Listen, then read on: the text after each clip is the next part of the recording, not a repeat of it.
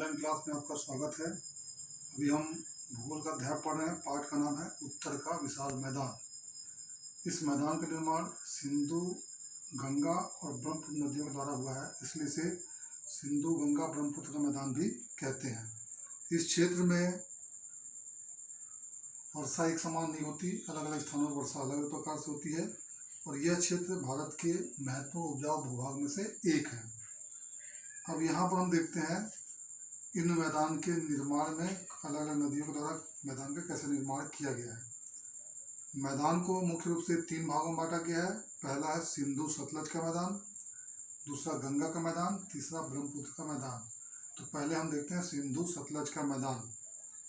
सिंधु सतलज का मैदान, इसका अधिकांश हिस्सा पाकिस्तान में है और भारत में मुख्य रूप से पंजाब और हरियाणा राज्य में इस मैदान का विस्तार है। इस मैदान का निर्माण सिंधु और उसकी सहायक नदियों के द्वारा हुआ है। इसके अंतर्गत सतलज, रावी, व्यास, चिनाब, झेलम इन नदियों ने सिंधु सतलज का मैदान तैयार किया है।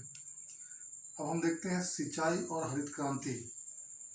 पंजाब, हरियाणा और पश्चिमी उत्तर प्रदेश में सिंचित इलाके अधिक हैं, जिसके कारण यहाँ पर कृषि के लिए नई तकनीकों को अपनाया गया है और यहाँ पर कृषि उत्पादन में शीघ्र पकने वाली फसलों का उत्पादन किया जाता है, जिसे हम हाइब्रिड भी कह सकते हैं। यहाँ पर उत्पादन बढ़ने से लोगों में खुशहाली आई है। यहाँ गेहूँ, बाजरा, ज्वार, मक्का, कपास और गन्ने जैसे फसलों की खेती की जाती है।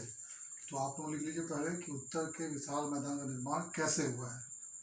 दूसरा प्रश्न लिखिए, सिंधु सतलज के मैदान का निर्माण किन किन नदियों द्वारा हुआ है। तीसरा लिखिए, पंजाब, हरियाणा और पश्चिमी उत्तर प्रदेश में सिंचाई की सुविधाओं से क्या परिवर्तन आया है। अब हम देखते हैं दूसरा, गंगा का मैदान।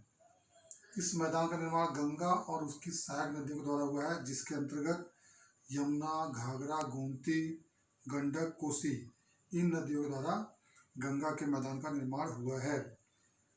इस क्षेत्र में उपजाऊ भूभाग है। यहाँ पर अनेक प्रकार की फसलों का उत्पादन किया जाता है। यहाँ पर गहन कृषि की जाती है और इस क्षेत्र में गंगा के मैदान के अंतर्गत अनेक प्रमुख शहर हैं, जिनमें मुख्य रूप से दिल्ली, मेरठ, मथुरा, आगरा, कानपुर, लखनऊ, इलाहाबाद, वाराणसी, पटना और कोलकाता, ये सभी गंगा के मैदान में बसे हुए नगर हैं। तो अगला प्रश्न लिखिए, गंगा के मैदान का निर्माण किन किन नदियों से हुआ है। गंगा के मैदान में कौन कौन से प्रमुख नगर बसे हुए हैं। अब हम देखते हैं बांगर और खादर। बांगर अर्थात उस मिट्टी को कहा जाता है जहाँ पर नदियों का जल आसानी से नहीं पहुँच पाता। बहुत पहले उन मिट्टियों का निर्माण हुआ है। ये अपेक्षाकृत कम उपजाऊ होते हैं। और खादर उस मिट्टी को कहा जाता है जहाँ पर नदियों का पानी आसानी से पहुँच जाता है। ये नवीन काप मिट्टी है और अपेक्षाकृत अधिक उपजाऊ होती है। तो ये तो हो गया बांगर और खादर। अब हम देखते हैं ब्रह्मपुत्र का मैदान। ब्रह्मपुत्र का मैदान ये असम राज्य में नदी के दोनों ओर मैदानी पट्टी का विस्तार हुआ है और यहाँ पर ब्रह्मपुत्र और उसकी सहायक नदियों द्वारा मैदान का निर्माण किया गया है। इसमें मुख्य रूप से अनेक डेल्टा का भी निर्माण होता है।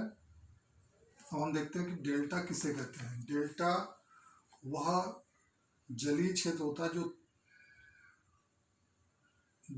जो चारों ओर से जल क्षेत्र से घिरा होता है, मतलब वह स्थलीय क्षेत्र होता है जो चारों ओर से जल से घिरा होता है। यहाँ की मिट्टी अपेक्षाकृत अधिक मुलायम और उपजाऊ होती है। तो गंगा, ब्रह्मपुत्र नदियों द्वारा अनेक डेल्टा का निर्माण किया गया है और गंगा ब्रह्मपुत्र द्वारा बनाए गए डेल्टा को दुनिया का सबसे बड़ा डेल्टा कहा जाता है। इसकी आकृति त्रिभुजाकार होती है। इस डेल्टा की आकृति त्रिभुजाकार होती है। तो बच्चों आज इतना ही, बाकी पढ़ेंगे कल। धन्यवाद।